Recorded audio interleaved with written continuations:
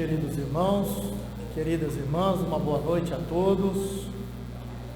Que a paz e o amor do Mestre Jesus permaneça entre nós e nossos corações.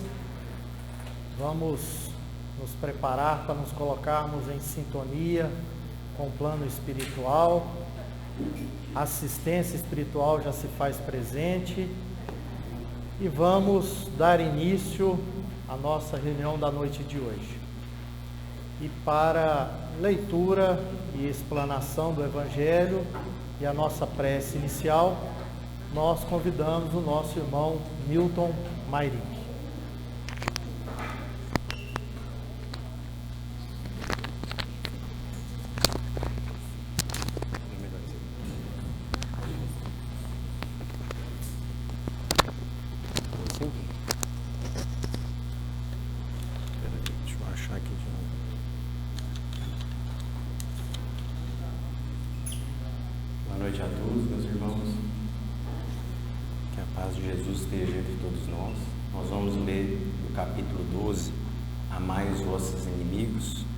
Se alguém vos bate na face direita, apresentai-lhe também a outra, o item 7 e o item 8. Tendes aprendidos que foi dito, olho por olho e dente por dente, eu vos digo que não resistirdes ao mal que se vos queiram fazer. Mas se alguém vos bate na face direita, apresentai-lhe também a esquerda. E se alguém quer demandar convosco para tomar vossa túnica, abandonai-lhe também vossa capa. E se alguém quer vos constranger a fazer 1000 passos com ele, fazeis ainda 2000. Dai àquele que vos pede e não repilais aquele que quer vos tomar emprestado. São Mateus capítulo 5, versículos de 38 a 42. Essa passagem do Evangelho, meus irmãos, o que Jesus vem nos pedir é para a gente começar a trabalhar o nosso orgulho quando alguém nos faz um mal. Diariamente, a todo instante, sempre tem um irmão que pode nos prejudicar, pode fazer alguma maldade ou alguma coisa que nos faça infeliz, que nos faça tristes. E a primeira coisa que a gente tem que fazer é procurar não trabalhar a vingança nos nossos corações. É um primeiro passo. É a gente não cometer uma injúria para cometer uma injúria, uma injustiça para cometer uma outra injustiça. É claro que no primeiro momento a gente tem dificuldade de amar aquele que nos fazem mal. Mas só o fato da gente não trabalhar o ódio e não trabalhar a vingança já é um primeiro passo. E é isso que Jesus nos pede. Ou seja, a gente tem que trabalhar as virtudes e começa com a gente eliminar dos nossos corações os vícios. E um dos maiores vícios é o orgulho. E a vingança é alimentada pelo orgulho. É claro que com a nossa transformação moral, com a nossa evolução, nós vamos começar a ser indiferentes com aqueles que nos fazem mal. A gente vai compreender que eles muitas vezes não sabem o que fazem, e aquilo vai ser indiferente, que se a gente está passando por uma situação, é porque a gente precisa passar por aquela situação, é que é para o nosso aprendizado, é para a nossa evolução. E não é vingando, e não é fazendo mal a esse irmão que a gente vai conseguir alguma coisa. Isso é orgulho. Então, o que o Evangelho nos pede nessa passagem, e Jesus nos explicou isso muito bem, é: não vamos vingar, não vamos cometer uma injustiça, achando que assim nós vamos estar corrigindo uma outra injustiça. Que Jesus esteja com todos nós hoje e sempre. Vamos todos agora levar os nossos pensamentos a Jesus, agradecer a oportunidade de podermos estar aqui, pedindo a Ele que todos os ensinamentos que nos forem direcionados pelo palestrante, pela espiritualidade, que possamos colocar em prática nos nossos dia a dia, nas nossas ações, nos nossos pensamentos, compreendendo a necessidade de amar ao próximo, compreendendo a necessidade de eliminar dos nossos corações o orgulho, o egoísmo, a vaidade, e trabalharmos o amor em essência, através de todas as nossas atitudes, de todos os nossos pensamentos, e com esses aprendizados, com a busca da ajuda e do apoio da espiritualidade, a gente consiga caminhar nessa direção que o Pai espera que nós chegamos e que nós caminhemos dentro dela. Que assim seja.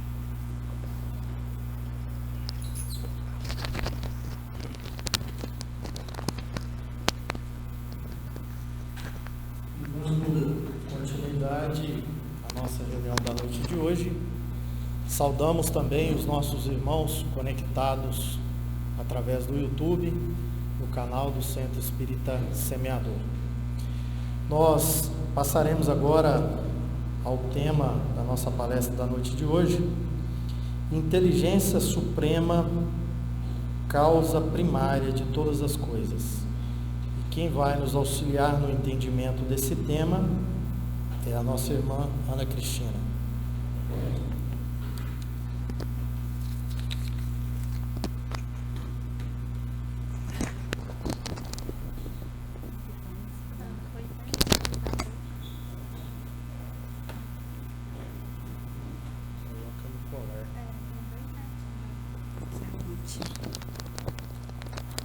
O colar dá certo?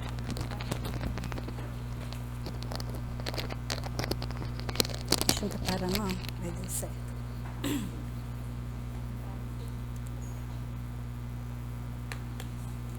Boa noite, meus irmãos. Depois do coral, a garganta fica seca. Boa noite, meus irmãos. Que o Mestre Jesus nos conceda a sua paz. Que Ele possa derramar bênçãos de muita paz, muita esperança, muito amor. Que a gente possa dar sempre continuidade ao combate das nossas inferioridades, aprendendo com os ensinos do Mestre Jesus sempre que a gente possa, né? Hoje nós vamos tratar de um assunto que certamente em algum momento da nossa vida já povoou muito os nossos pensamentos, né? O que seria esse Deus? O que seria esse Pai, né? Certamente em algum momento nos questionamos, indagamos a respeito desse assunto. Às vezes em circunstâncias diversas, às vezes em momentos de felicidade, outros em momentos de grande dor. E para cada momento nós vamos às vezes ter respostas diferentes. É muito natural que assim aconteça, temos essa necessidade do divino. E essa inquietação, essa indagação, muitas vezes passa por uma infinidade de leituras que nós vamos fazer. Por quê? Porque nós temos uma vivência específica. Atualmente, a nossa existência está aqui no Brasil, poderíamos nascer no Tibete, poderíamos nascer na China, em qualquer outro país. Isso, de um certo sentido, né, tem uma relação aí para a gente entender esse divino. E também, né, a maturidade intelecto-moral que geralmente nós vamos aos poucos alcançando, também vai dando a dimensão do que seja esse divino. E também as verdades que nós já carregamos com relação ao que seria essa divindade para nós. Então, a gente hoje vai, né, nos basear especificamente, né, na doutrina espírita. Vamos fazer apenas um passeio inicial para a gente entender o porquê da necessidade do divino. E claro, a doutrina espírita retomando Cristo, já que ela é o cristianismo redivivo, para a gente poder entender de fato como o Consolador Prometido trata essa questão e como o Consolador Prometido traz para cada um de nós uma resposta que possa fazer diferença nos nossos corações. Então vamos já iniciar falando a respeito de um estudo que nós tivemos a oportunidade de fazer aqui na Casa do Livro dos Espíritos, e o assunto que nos foi à época passada tratava dos funerais, a celebração dos mortos. E aí o Kardec ia dar assim, a leitura da doutrina espírita para esse ritual, para esse momento solene de ir aos cemitérios, a gente poder compreender o que é esse processo para a doutrina espírita. Na época nós tivemos a oportunidade de estudar mais profundamente sobre a questão do ritual do enterro, para a gente entender por que o Kardec modifica e por que esse ritual ele vai aparecer em várias culturas de formas diferentes. E acaba que estudando sobre isso, nós também encontramos um estudo sobre a experiência do sagrado, a experiência do divino. E é um pouco sobre isso que a gente vai falar inicialmente, né? O que seria essa experiência com o sagrado? Os arqueólogos e os antropólogos, eles descobriram, né, que esse ritual do enterro, ele vem desde 60 mil anos antes de Cristo.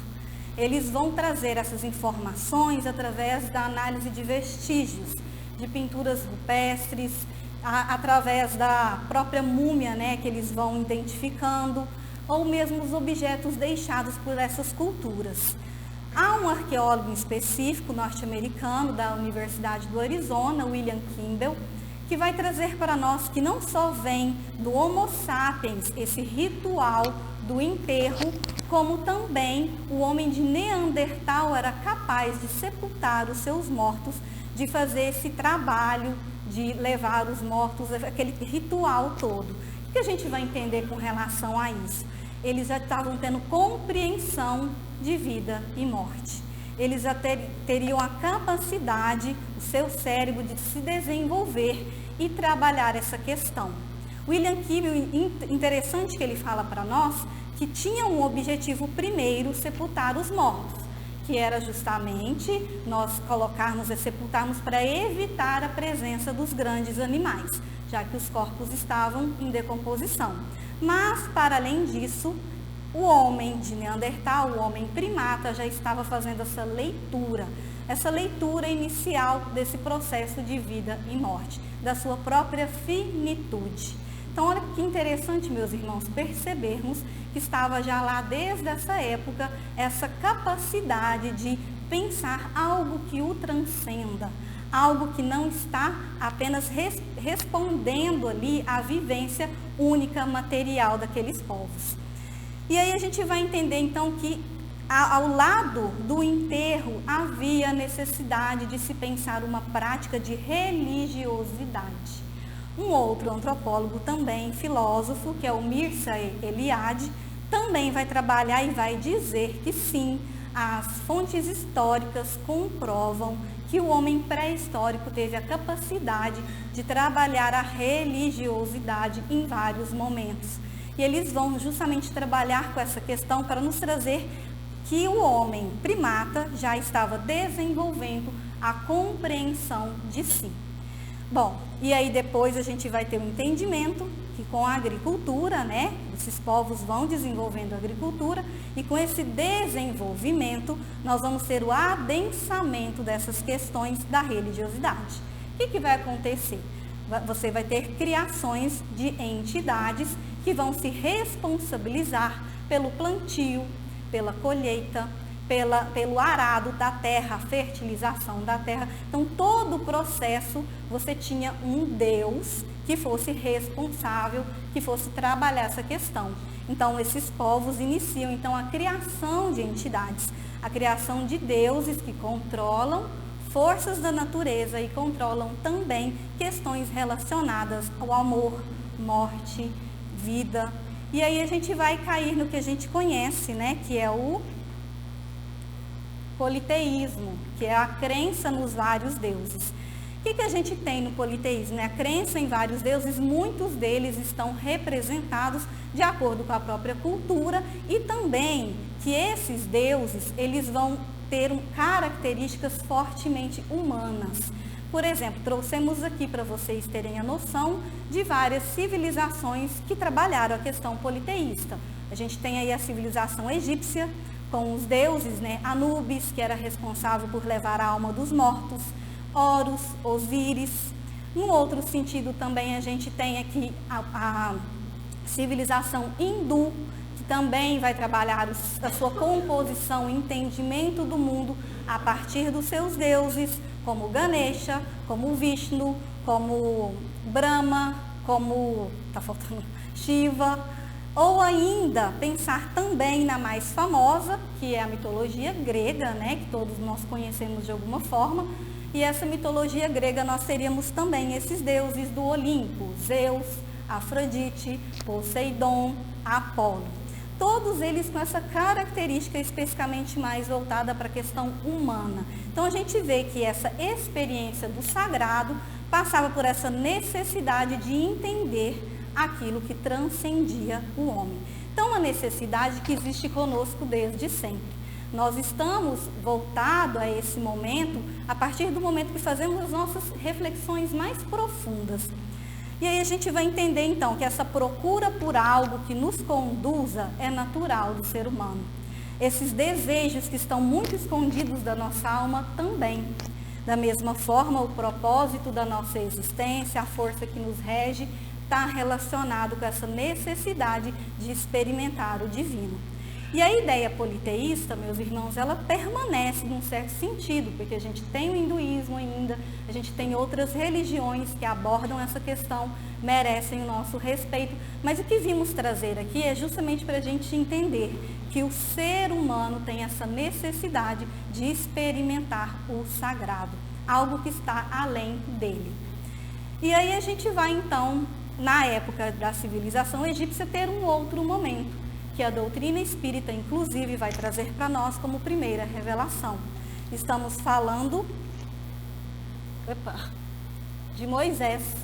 Moisés, que era também ali, né, responsável por trazer uma visão diferente agora, uma visão monoteísta de Deus, que vai retirar o povo hebreu das terras do Egito, por conta da escravização desse povo, e vai também estabelecer essa nova concepção, a concepção do Deus único.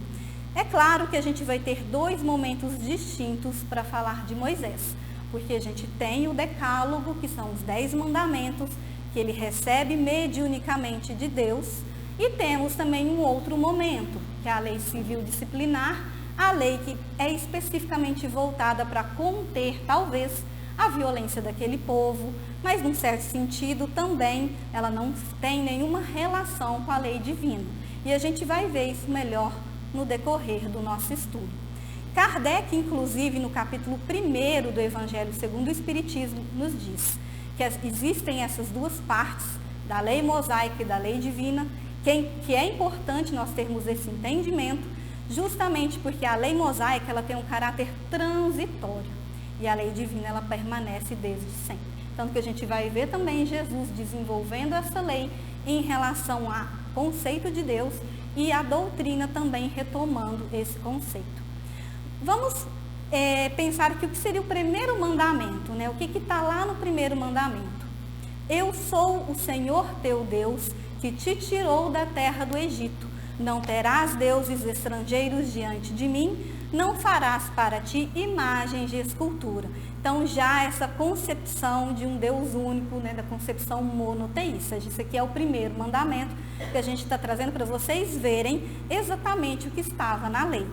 Então, vai apresentar que Deus é único, que Deus é o Senhor da vida, que Deus é o Criador do universo. Já inicia esse processo, está embrionário, é com Jesus que a gente vai ver esse desenvolvimento numa potência muito maior. E Kardec vai dizer então para nós que é importante a gente ter esse entendimento, porque a lei divina, quando Cristo vai desenvolvê-la, ele desenvolve e ainda diz, olha, isso é o maior mandamento, mas eu, porém, vos digo, quer dizer, retomando o que é lei divina e o que é lei mosaica. No Gênesis, por exemplo, meus irmãos, a gente tem no capítulo 22, versículo de 1 a 14, a história de Abraão. O que a gente tem ali? Abraão, Deus exige que ele leve o filho Isaque a sacrifício para testar sua lealdade. E ele, sim, obediente que era, leva Isaque, então, no lugar indicado pelo anjo de Javé.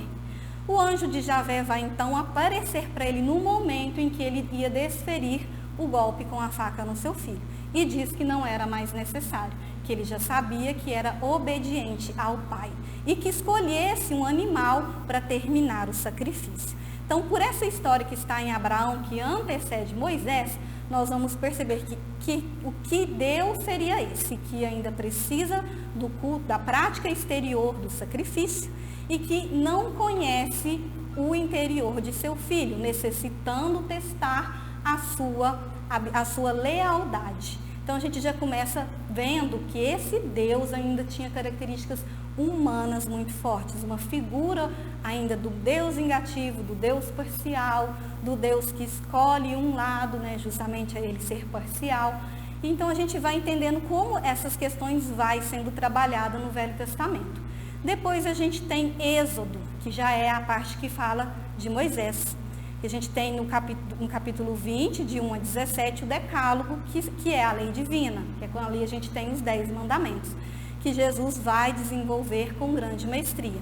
E temos também a lei mosaica esparramada no Êxodo e no Levítico. E aí a gente vai pegar, por exemplo, na parte do Êxodo 22, capítulo 1 a 3 e 13 e 17 a 30, vocês têm até um trechinho aí, que primeiro ele diz assim, isso agora é Êxodo, não é lei divina. Quem tiver oferecido sacrifício a outros deuses deve ser votado ao anátema, deve ser sentenciado à maldição. Ou seja, muito aquela questão de colocar a disciplina naquele povo, mas de uma forma totalmente diferente do que a gente aprende com a lei divina. E eles também dizem, não deixarás viver a feiticeira, aqueles que agem ainda com esses deuses pagãos. Então a gente vê, olha a diferença do que é a lei mosaica com a lei divina. E Levítico, que está aí para vocês, de 25, 17 a 21, se alguém prejudicar a pessoa de seu compatriota, ser-lhe-á feito assim como ele fez, fratura por fratura, olho por olho, dente por dente. Como ele prejudicou a outrem, assim ser-lhe-á feito. Então, o que a gente tem aqui? A lei de Talião. Essa lei que todos nós conhecemos e muitas vezes, sem querer, a gente repete no nosso dia a dia, né? Essa lei de Talião, inclusive, não é uma lei pensada por Moisés, ela já estava passada de geração a geração, ela vem do código babilônico do rei Hammurabi. Então a gente vê que tinha ainda uma conservação dessa lei mosaica, que Moisés vai levar adiante, então não surge a partir dele, mas vai se mantendo, e a gente vai ver Jesus questionar justamente essa lei. Então, até aqui, o que a gente vai entendendo, meus irmãos? O que é essa percepção do sagrado, essa percepção do divino? Passa por esse conceito inicial de Deus, que eles buscavam, essa experiência transcendente. Então, vai passar naturalmente pelo amadurecimento das reflexões que esses povos seriam capazes de fazer.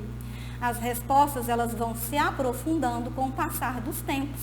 E também nós vamos ser capazes de relativizar conhecimentos em relação à ideia da transcendência, em relação a vários sentidos que envolva o conceito de Deus. Mas, antes a gente faz isso nos fenômenos naturais, né? Que é o caso do politeísmo. A concepção do decálogo vem trazer o Deus único, mas a gente vê aí uma certa contaminação. O Velho Testamento, por exemplo, trouxe isso e mostra um Deus com variações infinitas. E aí a gente vai perguntar, essa mentalidade ficou lá? Ou será que em alguns momentos nós ainda continuamos essa mentalidade sobre Deus? O que a gente está querendo dizer? Até que ponto, quando uma religião diz que o seu Deus é melhor, não estaria escolhendo uma figura de Deus em detrimento da outra? Até que ponto, quando nós escolhemos dizer, não, a proposta da minha religião é melhor, porque ela apresenta isso de forma melhor, não seria também destituir o outro de sentir essa experiência do divino? Então, a maioria das vezes, muitos de nós fazemos isso. Então, devemos pensar a respeito disso. A humanidade enfrentou quantas guerras santas para poder mostrar que Deus estava envolto em interesses econômicos e não necessariamente na experiência do sagrado. Quantas vezes a prepotência desses povos instituiu a sua ideia de Deus para outros povos, escravizando indígenas e negros no Brasil, como nós temos ainda a intolerância religiosa acontecendo aí fora, não aceitando a prática religiosa dessas pessoas que têm uma visão diferente da nossa. Então, esse Deus que estava lá, de repente ainda tem sua ressonância e ele não condiz com o Senhor da vida. Ele não condiz com o Senhor do universo. Ele não condiz, inclusive, com um Deus que muitas vezes a ciência ela não tem o interesse de provar Deus, mas ela se aproxima muito mais do que nós, porque ela busca estudar as leis que regem o universo. E quando ela faz isso, ela busca uma sublime organização, ela busca entender essa organização.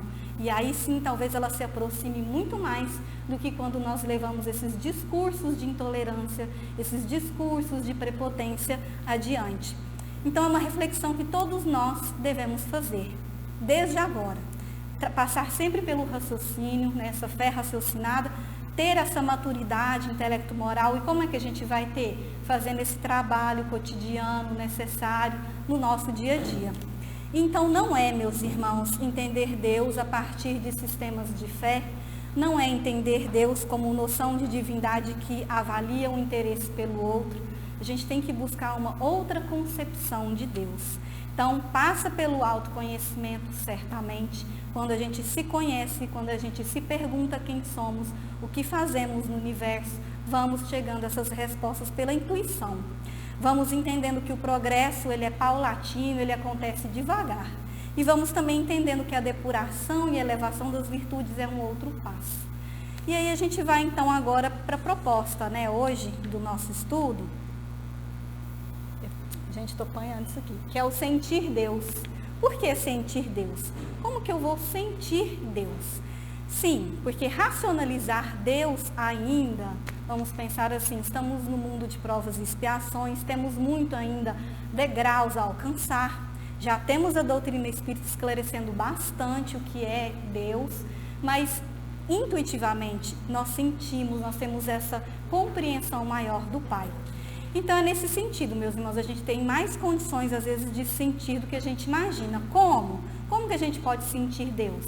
Ouvir Deus dentro de nós, nessa proposta da leitura de si. Quando a gente faz essa leitura interior.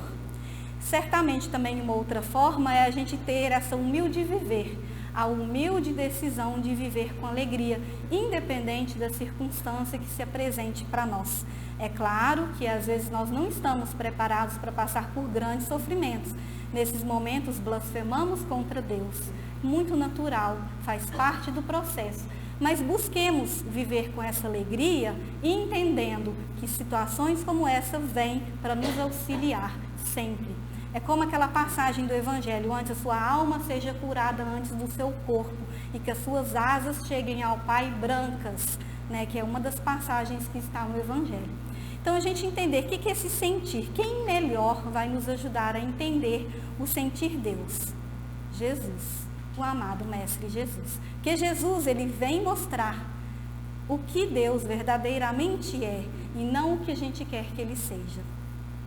Então, ele vai desenvolver, Jesus vai nos ajudar a entender Deus através do desenvolvimento do decálogo, ele faz isso, ele aprofunda os mandamentos da lei e ele também combate as falsas interpretações, as falsas leituras e todos os abusos que se relacionam à prática exterior. E aí ele vai fazer isso falando, inclusive, que o maior mandamento da lei é amar a Deus sobre todas as coisas e ao próximo como a si mesmo. Este é o maior mandamento porque contém toda a lei e os profetas. Então, se ele diz isso, ele já está dizendo que seguir esse triângulo, essa tríade, já nos leva ao Pai. Então, quando Jesus nos mostra esse caminho, o que a gente percebe? A concepção ainda é a monoteísta, totalmente diferente de Moisés, que ainda necessitava dos holocaustos, dos sacrifícios de animais. Agora passa ao próprio domínio da espiritualidade. A gente vai entender Deus dentro de nós. É um processo de dentro, que a gente vai fazer o despertar do sentimento. Essa vivência interior tão necessária que todos nós devemos fazer. É justamente a gente manter essa conexão constante com o divino. E claro, isso vai nos levar a mudar, a ler o Evangelho para além da letra, a ler o Evangelho como comportamento, como conduta. Essa é a vivência que o Cristo nos mostra. E é aí que ele nos ensina a sentir Deus nas nossas vidas. Bom, aí a gente vai trazer para vocês, porque não dá para trazer todo o Evangelho para... Ô, gente. Aí estou voltando tudo, né? Aqui. Os 3 momentos do Evangelho que nós selecionamos aqui para traduzir mais ou menos como que o Cristo vai nos ensinar a sentir Deus. O primeiro que vocês veem ali é Jesus na tentação no deserto, que está em Mateus, capítulo 4, versículo 10. O que a gente tem ali, né? Aquele momento em que ele vai fazer as reflexões profundas antes de iniciar o seu apostolado.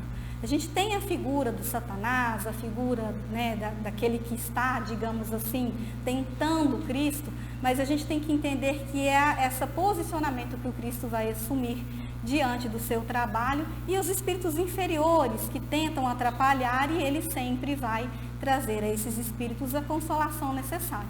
No primeiro momento ele diz, como resposta, adorarás o Senhor teu Deus e somente a ele prestarás culto. Então Jesus está aqui confirmando o primeiro mandamento do Decálogo, falando que esse Deus é o Senhor da vida, é o Criador, é a concepção única desse Criador. Então, até aqui tudo bem. E aí depois a gente vai ter também um outro momento, que é o momento do sermão das bem-aventuranças, que ele sobe ao monte e fala todas as bem-aventuranças daquela multidão. E aqui que ele vai dizer exatamente ali: bem-aventurados os puros de coração, porque eles verão a Deus. Olha, o Cristo já está dizendo que quem vai chegar a ver o Pai é aquele que tem puro o coração. Já está trazendo um outro modo de sentir Deus, quando estivermos aptos a chegar a essa pureza de espírito. E também, nesse momento muito bonito, né? Amai os vossos inimigos. Mas antes dele fazer essa palavra que está em Mateus capítulo 5, ele diz assim: ouvistes o que foi dito aos antigos, amarás o teu próximo e aborrecerá o seu inimigo, ou odiará o seu inimigo, dependendo da tradução. E ele vai dizer: eu, porém, vos digo. Então, ele está justamente contestando aquilo que não era lei divina. Vai dizer: amai os vossos inimigos, fazei o bem aos que vos odeiam e orai pelo que vos perseguem e caluniam, para serdes filhos de vosso Pai, começou dizendo quem é Deus, que estás nos céus, o qual faz nascer o seu sol sobre bons e maus e vir chuva sobre justos e injustos. Portanto, sede vós perfeitos, como vosso Pai Celestial é perfeito. Então, aqui nessa passagem, quanta riqueza nós temos. Já o Cristo dizendo que nós, para chegarmos ao Pai, para sermos filhos desse Pai, então ele está apresentando a visão de Deus Pai, nós temos que compreender, amar o inimigo. E como que a gente ama o inimigo? Não desejando o mal. O próprio Kardec vai trazer essa explicação no Evangelho segundo o Espiritismo. Então, nesse processo a gente já começa a entender como o Cristo vai trazendo a visão de Deus Pai. Então, já não é aquele Deus vingativo, aquele Deus parcial, já é um Deus todo amor, todo misericórdia, infinitamente bom e justo. Por que a gente vai ver que ele é justo? Porque olha o que ele está dizendo: faz nascer o sol sobre bons e maus e vir chuva sobre justos e injustos. Esse é o Deus que o Cristo nos apresenta. Então, tem um outro momento interessante também, que a gente vai perceber que Deus nos conhece profundamente, totalmente diferente do que a gente viu lá em Abraão, que precisava ser testado a lealdade daquele homem. Quando Jesus diz assim, que ele vai nos ensinar a orar: quando fores orar, entra em teu quarto e, com a porta fechada, entra no segredo, ora em segredo, porque o teu Pai, que vê no segredo, te recompensará. Então, o Pai vê o segredo, ele consegue ler a nossa alma. Ele sabe exatamente de tudo que nós precisamos, ele conhece as nossas necessidades. Então, esse também é o Deus que o Cristo vai nos apresentar, é o Deus onisciente, que tem acesso a tudo que é providencial, que é outro estudo que o Kardec vai fazer de forma belíssima para a gente entender o que é estar imerso no fluido do Pai. E aí a gente vê que então Deus, apresentado pelo Cristo, parte dessa misericórdia que vai ser a base fundamental da sua justiça. A justiça divina, ela é toda misericordiosa, totalmente diferente da justiça humana, que ainda é muito falha. A justiça de Deus, ela não pede tanto de nós. Nós é que às vezes somos muito ingratos, meus irmãos. Deus criou leis para que a gente pudesse ser educado. Então não existe penalidade, não existe nenhum sentimento de castigo, mas é sempre de educação. E é o que a gente vai perceber no próximo slide. Nossa, gente, toda hora aperta errado. Sobre o filho pródigo, que é a parábola contada pelo Cristo, que está em Lucas 15, de 11 a 32, que ali a gente vai ter exatamente a amostragem, digamos assim, como que Jesus nos mostra Deus. Aquele filho mais novo que quer sair para o mundo e pede a sua herança. E o pai não nega, dá. E ele sai e se perde, vive a vida que ele queria, mas chega um momento que tudo termina, que tudo acaba, passa fome, passa sede, passa frio, e decide voltar para a casa do pai, porque o pai iria recebê-lo muito bem. Só que ele estava com um sentimento de arrependimento. E ele vai dizer ao pai que estava arrependido, que compreendia que ali era o lugar dele. E o que o pai vai fazer? Recebê-lo de portas abertas. Vai entender que o arrependimento era o essencial para esse filho retornar. Quantas vezes nós somos os filhos pródigos ainda que pela nossa teimosia, nas várias existências, negamos o auxílio de Deus? Quantas vezes nós somos esses filhos pródigos que achamos que Deus está nos castigando, está descendo sobre nós penalidades terríveis, sendo que na verdade Ele está apenas nos amando. E aí a gente vai ver nessa parábola como que Deus se manifesta nessa excelsitude de misericórdia. Como que Jesus mostra, por exemplo, quando Ele falou lá que a gente, para ser perfeito, a gente tem que buscar justamente ser de vós perfeitos, como o vosso Pai Celestial é perfeito. Nós temos que buscar constantemente essa luta no nosso dia a dia, entender que esse combate às inferioridades, ele é constante, ele não deixa de existir, mas não nos esqueçamos que fomos criados e somos perfectíveis, criados simples e ignorantes e vamos à perfeição. E saber disso nos consola, porque sermos perfectíveis é porque nós vamos ao caminho que Jesus trilhou, o mesmo caminho de pureza espiritual. Nós chegaremos a ser esses irmãos que hoje são co-criadores do universo, que comungam com o pensamento de Deus, que veem a Deus. Então Jesus vai nos ensinar em todo o seu evangelho muito mais do que a visão de Deus. É o objetivo superior de cada filho de Deus. Essa destinação a que estamos todos, sem exceção, iremos ao Pai dessa forma. É aquela que ele fala que o reino de Deus está dentro de nós, é porque inicia esse despertar por ali. E não quando a gente começa a entender que está fora de nós. Sim, o reino de Deus será também aquele momento de encontro com os outros irmãos, mas ele inicia nesse trabalho interior. Então, olha só, Jesus vem nos trazer Deus, que é infinita bondade, que é infinita misericórdia, mas que necessita desses mensageiros da luz, necessita desses agentes que sirvam a esse trabalho de levar a mensagem dele a esses filhos que estão esparramados por todo o universo. E aí a gente tem, por exemplo, no prólogo do Evangelho de João, que a gente tem? A apresentação do Cristo ali. E o que João vai dizer para nós no capítulo 1 ali?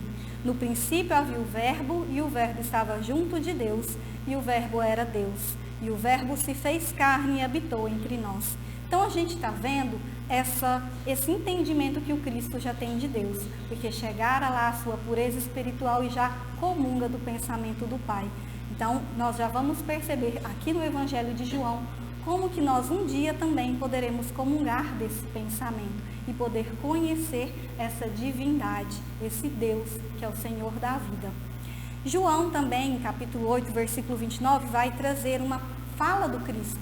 Aquele que me enviou está comigo, não me deixou sozinho, porque eu sempre faço para ele as coisas do seu agrado. Mais uma vez, essa conexão, esse Deus que está ali em Jesus. Jesus estaria animado do Espírito Divino para trazer essa mensagem de luz a cada um de nós. E também quando Cristo se coloca como bom pastor, meus irmãos, que está lá em João, capítulo 10. É preciso que eu conduza as ovelhas, porque elas vão ouvir a minha voz, e haverá um só rebanho, um só pastor. Então, a gente vai vendo esse trabalho que o Cristo vai desenvolvendo, nos apresentando esse Pai maior. E as consequências que nós vamos ter diante dessa leitura que ele faz, que nós estaremos todos reunidos. Ele é o bom pastor, ele é o caminho da verdade e da vida. Ninguém vai ao Pai senão por ele. Está responsável por todos nós que estamos na retaguarda, até que um dia nós estejamos no lugar dele, auxiliando os outros que vêm na retaguarda. Então, Jesus chega no momento sublime, que está na passagem da mulher samaritana, e vai nos dizer definitivamente: Deus é Espírito, e aqueles que o adoram devem adorá-lo em espírito e verdade. Então, a gente já teve lá em Jesus essa informação, esse trabalho tão sublime, e é o que a gente disse no início, aquela mentalidade de levar adiante uma figura de Deus que não corresponda com essa mensagem do Cristo, que não corresponda com esse sentir Deus em espírito e verdade, entrar em oração profunda, deixar que Deus fale conosco, através das nossas ações, através dos nossos pensamentos. Então vejam, meus irmãos, Jesus veio traçando esse trabalho, veio trazendo para nós o que esse Deus, Pai, misericórdia, amor, e o que vem ele depois dizer? Bom, mas há um conhecimento que não será possível agora. Nós teremos de enviar esse conhecimento posteriormente, e isso vai acontecer com o Consolador prometido. Quando então a gente vai ter, a passagem lá de João, se me amais, guardai os meus mandamentos, e eu rogarei ao Pai, e ele vos enviará um outro Consolador, que fique eternamente convosco, que é o Espírito da verdade, a quem o mundo não conhece. Mas o Consolador, a que o Pai vai enviar, nos ensinará todas as coisas e vos fará lembrar de tudo que eu vos tenho dito. Então aí que a gente já vai ter o entendimento do Cristo, que muito dessas questões não poderiam ser compreendidas à época, e que chegaria o momento em que nós teríamos o melhor entendimento, inclusive do próprio Pai. E aí Kardec, no Evangelho segundo o Espiritismo, no capítulo 6, ele vai dizer para nós que o Espiritismo veio sim, no tempo assinalado, estabelecer todas essas coisas, que o Espiritismo veio retirar o véu das alegorias, veio retirar o véu de todos os mistérios e principalmente veio trazer a suprema consolação, a consolação que nós sabemos o porquê nós sofremos, a causa justa de todas as dores, palavras de Kardec, o objetivo útil de cada um de nós nas várias existências que nós vamos ter para chegarmos a esse progresso intelecto-moral a que todos estamos destinados. E aí chegamos então à doutrina espírita para a gente entender, exatamente o que ela nos traz a respeito de Deus. Isso está no primeiro livro da codificação, que é o Livro dos Espíritos. É a primeira questão a que abre o Livro dos Espíritos, e a pergunta de Kardec é: o que é Deus? Então ele não está perguntando quem é Deus, ele está falando o que é Deus. Então a gente já tem primeiro essa questão para pensar, Então a gente não está falando de novo da figura, da característica muitas vezes próxima ao ser humano, que muitas vezes nós fazemos as representações surgirem mais fáceis na nossa mente.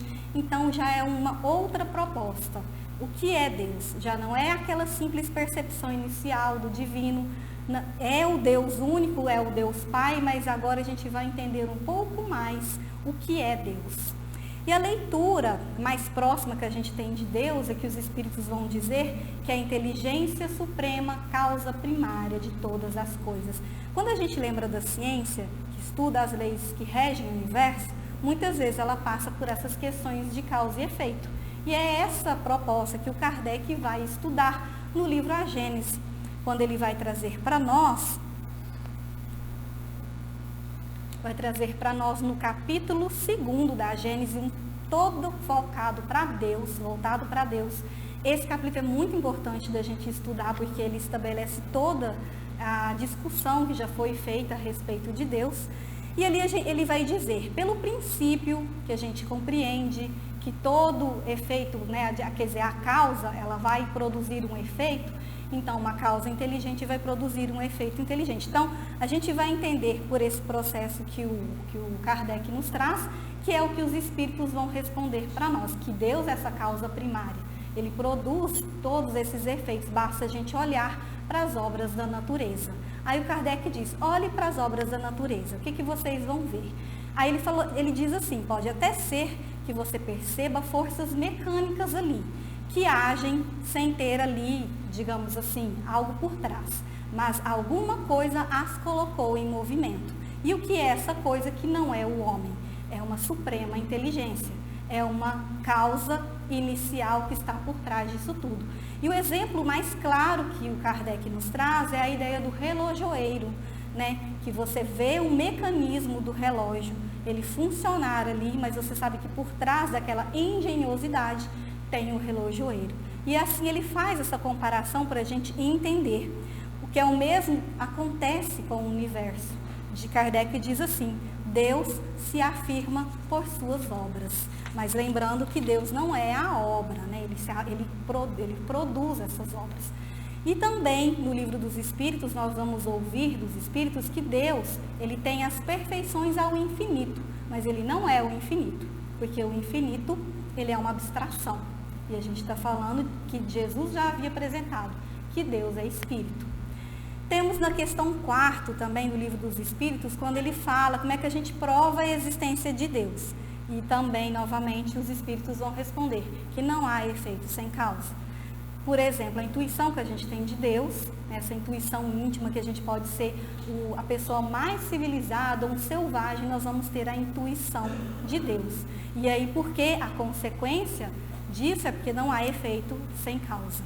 Então, o que a gente começa a fazer, meu irmão? Construir uma lógica sobre o que é Deus com a doutrina espírita. Uma lógica que vai ser consoladora, que a gente já começa a perceber, né, a continuidade do que o Cristo falava, dessa misericórdia do Pai.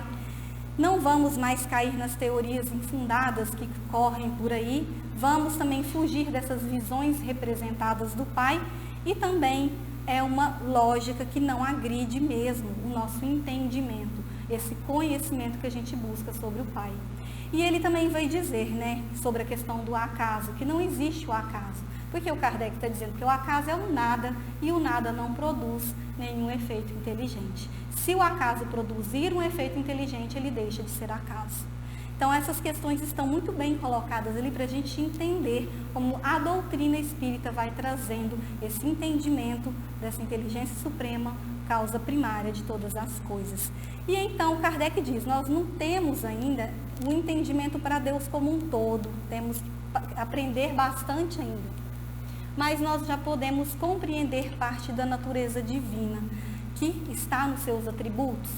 Aí a gente vai ver lá Kardec trazer para nós, Deus é eterno, ele existe desde sempre, ele nunca foi criado. Porque se ele fosse criado, ele não seria Deus.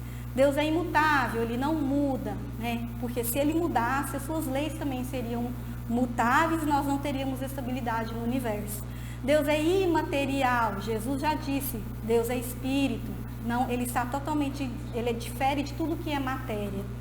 Ele é único, é o que o Decálogo veio trazendo, o Cristo veio trazendo e agora a doutrina confirma. Ele é onipotente, ele tem poder sobre todos, que se ele não tivesse esse poder e outro Deus tivesse, ele deixaria de ser Deus. E depois Kardec também vai dizer, é soberanamente justo e bom, confirmando também o que o Cristo já nos trazia, justamente porque a doutrina é esse cristianismo redivivo. Então, aí depois ele vai trazer também essa questão da sabedoria providencial. Como que a gente entende a providência agindo na nossa vida, nos menores e nas maiores situações? Então, como é que a gente vai entender isso? Bom, ele vai dizer que Deus, assim, ele fica sendo como o farol, de onde os raios de luz se estendem e só pode ajudar o homem na busca da verdade. Diz Kardec que é um critério infalível esse, como o sol que ilumina toda a terra, seus raios atingem as várias regiões. Assim também Deus, com seu pensamento, alcança todas as suas criaturas. E aí também o Kardec fala que vai afastar a ideia do panteísmo, né? Daquela ideia de que há um conjunto, né, que se reúne e forma a divindade. Aí o Kardec também vai dizer, se a gente pensar Deus dessa forma, nós estaremos indo contra os seus atributos. Por quê? Ele diz assim, por que a gente vai contra os atributos? Porque ele seria material, esse conjunto da natureza. Ele não seria imaterial, já caía por terra a questão imaterial. Ele não teria essa questão da imutabilidade, ele se transformaria o tempo todo. Então, não seria Deus. E é importante a gente entender isso, porque a gente vai entender que a providência, que é justamente Deus conhecer o âmago de cada um de nós, é como se nós estivéssemos envoltos nesse fluido divino constantemente. E é aí que o Kardec diz que a gente vive o oceano do Pai. Por isso que o Pai está, quando a gente fala, numa folha que desprende de uma árvore, num passarinho que canta, é nesse sentido que a gente tem que entender a providência.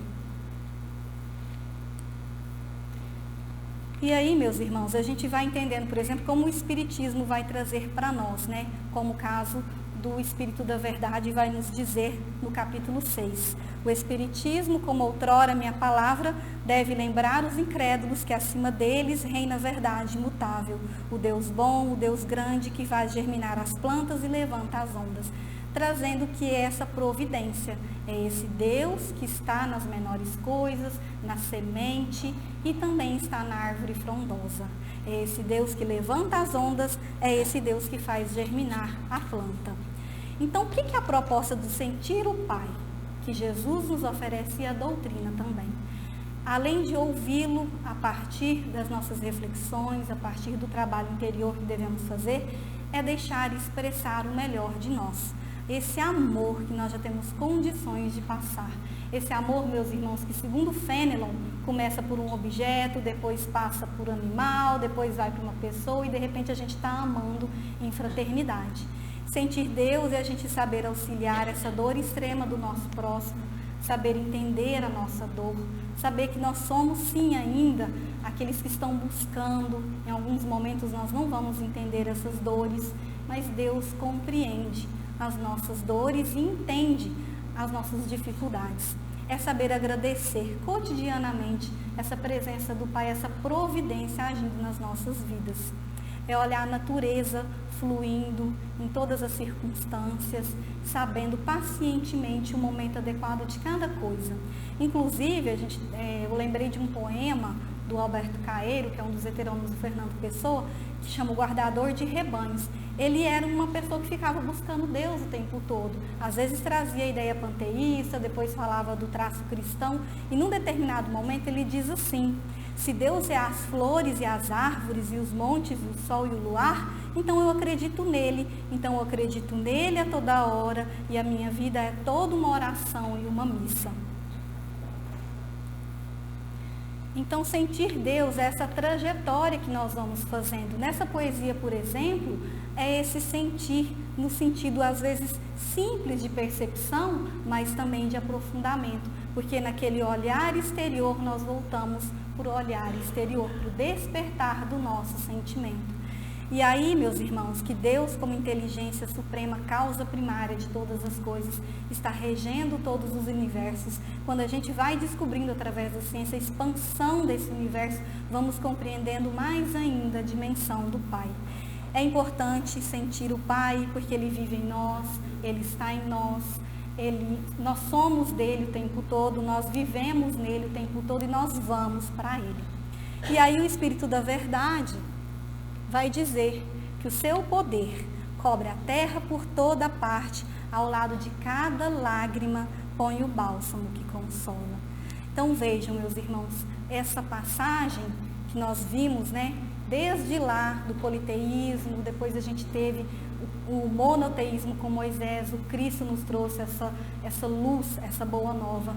Mas é importante que a doutrina venha agora frisar mais ainda que esse Deus, inteligência suprema, causa primária de todas as coisas, está o tempo todo conosco, através dos seus mensageiros de luz, a nos convidar a fazer esse trabalho, para que um dia estejamos lá também, fazendo trabalho com eles, em prol de outros e outros e outros.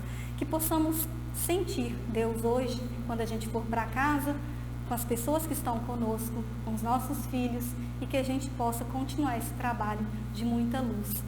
Que Jesus nos abençoe e que Deus esteja sempre convosco. Vou beber agora mesmo.